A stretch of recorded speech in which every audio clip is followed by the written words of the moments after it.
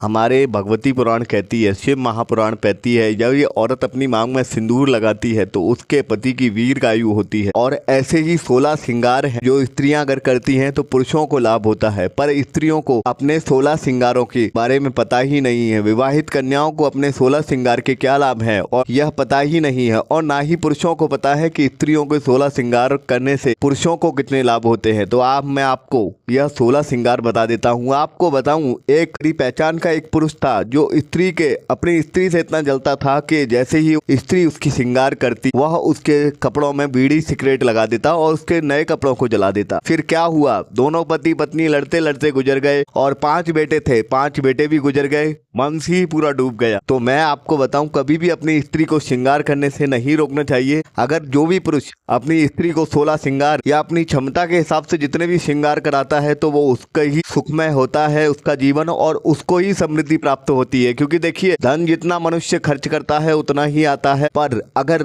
आप अपने जीवन में या अपनी स्त्री को खुश करने के लिए अगर धन खर्च कर रहे हैं या अपने परिवार के सदस्य या अपने बच्चों को सुखी करने के लिए धन खर्च कर रहे हैं तो वो धन आपको 100 गुना मिलता है। तो आज सभी स्त्री पुरुष भाइयों को और बहनों को मैं ये बता देना चाहता हूँ कि 16 श्रृंगार के क्या लाभ हैं, और स्त्री अगर 16 श्रृंगार करती है, विवाहित स्त्री अगर 16 श्रृंगार करती है तो पुरुषों को कितने लाभ होते हैं और कैसे उनका जीवन बदल जाता है केवल 16 श्रृंगार करके। पहला जो श्रृंगार है सिंदूर है। शिव महापुराण की कथा कहती है, जो स्त्री अपनी मांग से सिंदूर नहीं छूटने देती तब तक लगा लेती है, और जो स्त्री अपनी मांग में सिंदूर लगाती है उसके पुरुष की आयु लंबी होती है और उसका पति निरोगी जीवन जीता है। द्वितीय श्रृंगार है, जो शादीशुदा महिला बिंदी लगाती है उसका तेज बहुत ही ऊर्जावान होता है और उसका पति आदर्शवान होता है और उसे स्नेह करने वाला होता है और उसके पति की कीर्ति हर जगह फैलती है। तृतीय श्रृंगार है मेहंदी। जो औरत अपने हाथों में मेहंदी लगाती है, जो शादीशुदा स्त्री अपने हाथ मेहंदी लगाती है उसका पति सदैव धनवान रहता है, उसके पति पर लक्ष्मी माँ की कृपा रहती है और उस स्त्री के हाथ से भी कभी धन खर्च नहीं होता, धन आता ही रहता है। अगर कोई शादीशुदा स्त्री अपने हाथों में निरंतर मेहंदी लगाती रहती है और निरंतर मेहंदी लगा के रखती है। चतुर्थ श्रृंगार है चूड़ियां। जो औरत अपने हाथों में चूड़ियां हमेशा ही पहन कर रखती है, चूड़ियों को नहीं गिराती और चूड़ियों को बदलती रहती है और हमेशा ही पहन कर रखती है, उस औरत के घर में लक्ष्मी सदैव वास करती है। उस औरत के घर में लक्ष्मी कभी किनारा नहीं करती। उसके पति की कारोबार में या जो भी वो कार्य करता है उस कार्य में उसकी बरकत होती है। उसके घर में धन संपदा समृद्धि हमेशा ही आती है। पांचवा जो श्रृंगार है, जो भी औरत अपने हाथों में कंगन पहनती है, जो भी शादीशुदा महिला अपने हाथों में कंगन पहनती है उसके घर में कभी गृह क्लेश नहीं होती, उसका पति उसे कलेश नहीं करता और उसके घर में दोनों ही पति पत्नियों की लंबी आयु होती है।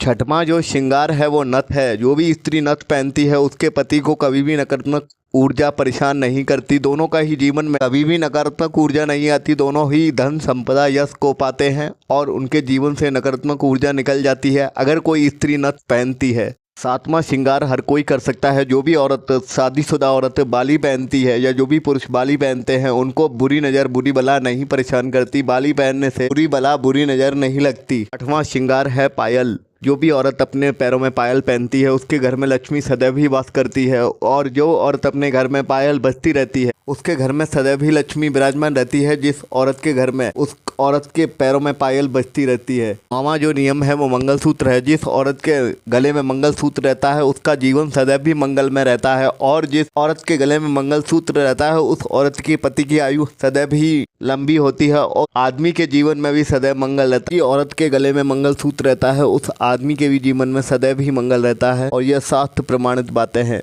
10वां जो श्रृंगार का नियम है, जिस औरत के केस लंबे होते हैं उस औरत का पति सदैव भी प्रसिद्धि पाएगा, यह शास्त्र प्रमाणित बातें हैं और यह मैंने खुद भी देखा है। जिस औरत के केस लंबे होंगे उसके घर में सदैव लक्ष्मी का वास रहेगा, जिस औरत के केस लंबे होंगे वह सदैव ही प्रतिष्ठा और सम्मान पाएगी। 11वां जो नियम है, जिस स्त्री की आंखों में काजल रहता है उसके जीवन में कलेश नहीं होती, जिस स्त्री की आंखों में काजल होता है वह हमेशा ही कीर्तिवान होती है, जिस स्त्री की आंखों में काजल होता है उसके पति की कीर्ति हर जगह फैली होती है।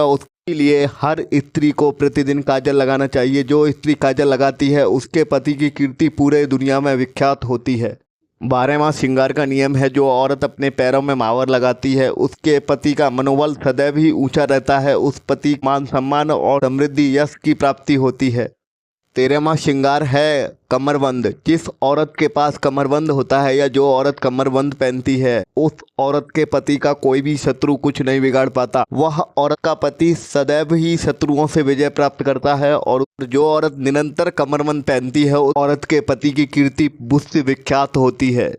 14वां श्रृंगार है बिछुआ। जो अपने पति का स्मरण करके जो औरत अपने पैरों में बिछुआ पहनती है, उसके पति में को कभी कोई बीमारियां नहीं लगती और उसके पति का विवेक और दिमाग अत्यंत तेज रहता है। जो औरत अपने पैरों में बिछुआ पहनती है। 15वां जो श्रृंगार है वो है गजरा या फूल। जो औरत अपने बालों में फूल लगाती है या गजरा लगाती है, उसका जीवन और उसके पति का जीवन हमेशा प्रसन्नता में जाता है। उनके घर में कभी कोई दुख तकलीफ नहीं आती। 16वां लाभ है जो 16वां श्रृंगार है। जो औरत अपने हाथों में अंगूठी पहनती है, उनका पति उनके सदैव मुट्ठी में रहता है। और जो औरत अपने हाथों में अंगूठी पहनती है, उनका पति सदैव उनकी बात को मानता है। और जो औरत अंगूठी पहनती है, उसका पति उसे सदैव खुश रखता है। और जो औरत अंगूठी पहनती है, उसके घर में सदैव धन नाम से लक्ष्मी हमेशा ही निवास करती है।